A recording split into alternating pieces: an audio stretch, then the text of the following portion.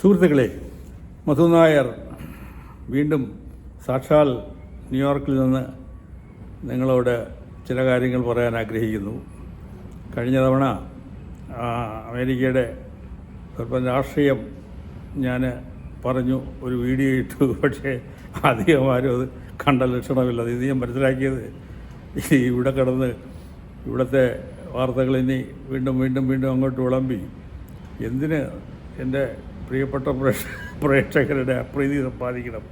Anyway ഒരു എന്താ പറയുക, 1.5 മാസത്തിന് താമസത്തിന് ശേഷം ഞാൻ വീണ്ടും ന്യൂയോർക്ക് വിടുകയാണ്. ഇവിടെ നടന്ന ഏറ്റവും വലിയൊരു സംഭവം നാട്ടുകാരൊക്കെ കാര്യമായിട്ട് അറിഞ്ഞിരിക്കുമല്ലോ. ഒരു മുസ്ലിം മേയർ, ഇന്ത്യയിൽ പേരുകളുള്ള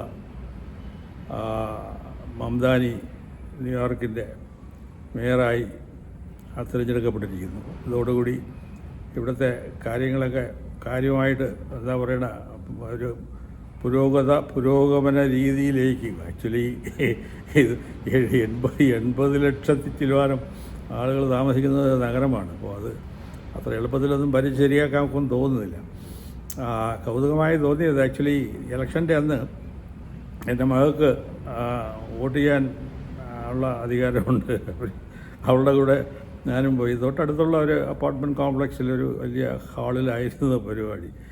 എന്ത് സുന്ദരമായിട്ട് അവർ ആക്ച്വലി ഞാൻ മനസ്സിലാക്കിയത് ഇലക്ട്രോൾ റോഡിൽ ഇല്ലെങ്കിൽ പോലും സിറ്റിസനാണെന്നുള്ള പ്രൂഫ് കാണിച്ചു കഴിഞ്ഞ് കഴിഞ്ഞാൽ അവിടെ ഒരു അഫിഡവിറ്റ് എഴുതി കൊടുത്തു കഴിഞ്ഞ് കഴിഞ്ഞാൽ അവർ ടെൻറ്റേറ്റീവ്ലി ആ വോട്ട് സ്വീകരിക്കും. വളരെ ഫ്രണ്ട്ലി ആയിട്ട്, അതായത് ഏതോ ഒരു വലിയ കാര്യം ചെയ്യാനായിട്ട് പൗരന്മാർ ഇതാ വന്നിരിക്കുന്നു എന്നുള്ള മട്ടിൽ സ്വീകരിച്ച് വളരെ സിമ്പിളായിട്ടുള്ള പ്രോസസ്സ്. പണ്ടൊക്കെ ഞാൻ വോട്ട് ചെയ്ത സമയത്തൊക്കെ ഈ ലിവറൊക്കെ പിടിച്ചത് താക്കണമായിരുന്നു. ഇപ്പോൾ അതൊന്നുമല്ല. ഒരു OCR ഫോം ഫില്ലപ്പ് ചെയ്യുക, അതങ്ങോട്ട് കൊടുക്കുക എന്നുള്ള കാര്യം മാത്രമേ ഉള്ളൂ.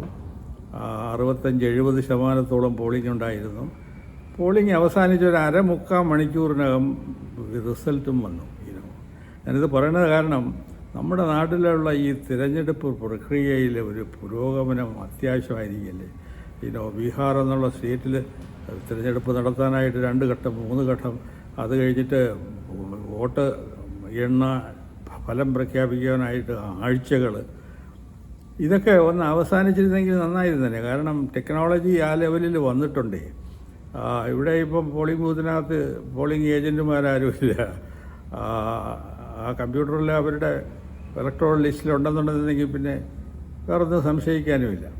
ഇത്തരത്തിൽ നമ്മളെ കമ്പ്യൂട്ടർ യുഗത്തിൽ ഇന്ത്യ കുതിച്ച് പാഞ്ഞിരിക്കുകയല്ലേ. അപ്പോൾ എന്തെല്ലാം കാര്യങ്ങൾ ചെയ്യാൻ സാധിക്കും. ഇതിൻ്റെ മനസ്സിൽ പോയാൽ ചില ചിന്തകൾ നിങ്ങളോട് പങ്കുവയ്ക്കുകയാണ്.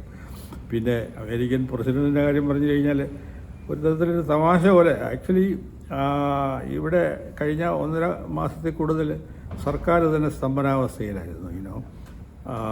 ഷട്ട് ഡൗൺ, അതായത് ഈ മണി അപ്രോപ്രിയേഷൻ കോൺഗ്രസിൽ നിന്നുണ്ടാകത്തുണ്ട്.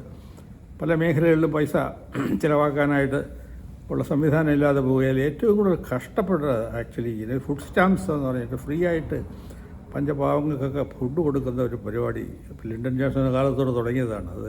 അതിനെ ഡിപ്പെൻഡ് ചെയ്ത് കോടികളാണ് അമേരിക്കയിലുള്ളത്. അതിനുള്ള പൈസ പോലും കൊടുക്കാതെ പ്രസിഡൻറ്റ് ഒരു ക്രൂരമായ ഒരു നടപടി, അതിനെതിരായിട്ട് ലോവർ കോർട്ടുകളെല്ലാം തന്നെ വിധിച്ചു. എന്നിട്ട് അദ്ദേഹം ആ ഒരു ഇഷ്യൂമായിട്ട് സുപ്രീം കോടതി വരെ പോയി തൽക്കാലം ഒരു സ്റ്റേ വാങ്ങിച്ചു.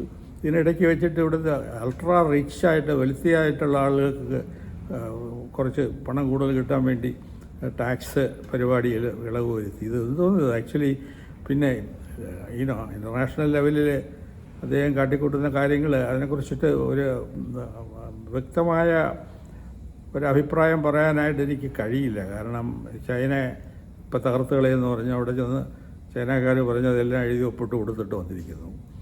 പിന്നെ ഇപ്പോൾ കഴിഞ്ഞ 2 ദിവസത്തിന് മുമ്പേ ഒരു പ്രസ്ഥാനമുണ്ട്, ഇന്ത്യ വളരെ വലിയ രാജ്യമാണ്, ഇന്ത്യയുമായിട്ടുള്ള പ്രശ്നങ്ങളൊക്കെ ഞാനിതാ ഉടനെ തീർക്കാൻ പോകുന്നു. ഇതിനിടയ്ക്ക് ഇത് ന്യൂയോർക്ക് മേയർ ഇലക്ഷനോടൊപ്പം തന്നെ 2 പ്രധാനപ്പെട്ട സംസ്ഥാനങ്ങളിലെ ന്യൂജേഴ്സിയിലും വിർജീനിയയിലും ഗവർണർ ഇലക്ഷൻ കൂടി നടന്നു. ഇവിടെയൊക്കെ ആക്ച്വലി ഇതൊക്കെ കോൺസ്റ്റിറ്റ്യുവൻസി ആണെന്നാണ് വായ്പ. കാരണം കഴിഞ്ഞ ഇലക്ഷനിൽ ട്രംപിന് വേണ്ടി വോട്ട് ചെയ്ത ആളുകളാണ്. പക്ഷേ വളരെ മഹാഭൂരിപക്ഷത്തോടുകൂടി ട്രംപിനെതിരായിട്ട് ഡെമോക്രാറ്റിക് സ്ഥാനാർത്ഥികൾ, അത് രണ്ടിടത്തും ജയിച്ചിരിക്കുന്ന സ്ത്രീകളാണ്. അപ്പം ഒരു കാറ്റ് ഈ ട്രംപിസത്തിനെതിരായിട്ട് നാടാകെ ആഞ്ഞടിക്കുന്നു എന്നുള്ളത് വളരെ വ്യക്തമാണ്. പക്ഷേ അതുകൊണ്ട് മാത്രം ഒരു പ്രസിഡൻറ്റിനെ ഇവിടെ മാറ്റി കിട്ടാനൊക്കെ ഒന്നും തോന്നില്ല. അങ്ങനെയാണ് അമേരിക്കൻ ഭരണഘടനയും മറ്റ് സംവിധാനങ്ങളും. പ്രസിഡൻറ്റിനെ ഇംപീച്ച് ചെയ്യണമെന്നുണ്ടെന്നുണ്ടെങ്കിൽ ഇപ്പം തന്നെ ഒരുപാട് വകുപ്പുകൾ വന്നിട്ടുണ്ട്. പക്ഷേ സംഭവം അദ്ദേഹം പിടിച്ചു നിൽക്കുകയാണ്. ഇതല്ല ആക്ച്വലി ഞാനും ഒരു പരിധിവരെ നിങ്ങളുമൊക്കെ മനസ്സിൽ കാണുന്ന അമേരിക്ക. അതിന് ഒരു എബൌട്ട് ടേൺ അനധിവിദൂര ഭാവിയിലുണ്ടാകും. അടുത്ത ഇലക്ഷനിൽ ഡെഫിനറ്റ്ലി ഈ മംദാനി കാറ്റ് നാടാകെ വീശുമെന്നാണ് എൻ്റെ ഒരു വിശ്വാസം. പക്ഷേ മംദാനിക്ക് അമേരിക്കൻ പ്രസിഡൻ്റൊന്നും ആകാൻ സാധിക്കില്ല. കാരണം അദ്ദേഹം ജനിച്ചത് ഉഗണ്ടയിലാണ്. അമേരിക്കയിൽ ജനിക്കാത്ത ഒരാളിന് അമേരിക്കൻ പ്രസിഡൻ്റ് ആവാക്കില്ലല്ലോ. പിന്നെ ന്യൂയോർക്കിൽ ടൈം സ്ക്വയറിന് നടക്കാവുന്ന ദൂരത്തിലാണ് ഞാൻ താമസിച്ചത്. ടൈം സ്ക്വയറിൽ ദിവസം പോകുകയെന്ന് പറഞ്ഞു കഴിഞ്ഞാൽ ഒരു ഉത്സവം കാണുന്നത് പോലെയാണ്. എത്രയോ കാലത്തിന് ശേഷം സ്വല്പം ദീർഘമായ ഒരു അമേരിക്കൻ വെക്കേഷൻ ഉണ്ടാകാൻ സാധിച്ചതിൽ എനിക്ക് സന്തോഷമുണ്ട്. അധികം താമസിയാതെ തന്നെ തിരിച്ച് ഞാൻ നാട്ടിലെത്തും. എന്നിട്ട് നാട്ടിൽ നടക്കുന്ന കാര്യങ്ങളെക്കുറിച്ചിട്ട് എനിക്ക് തോന്നുന്ന ചില കാര്യങ്ങൾ നിങ്ങളോട് വീണ്ടും പങ്കുവയ്ക്കാം. എൻ്റെ വീഡിയോ നിങ്ങൾ സബ്സ്ക്രൈബ് ചെയ്യണമെന്ന് വളരെ എളിമയോടെ അപേക്ഷിക്കുന്നു. നന്ദി, നമസ്കാരം, ജയ് ഹിന്ദ്.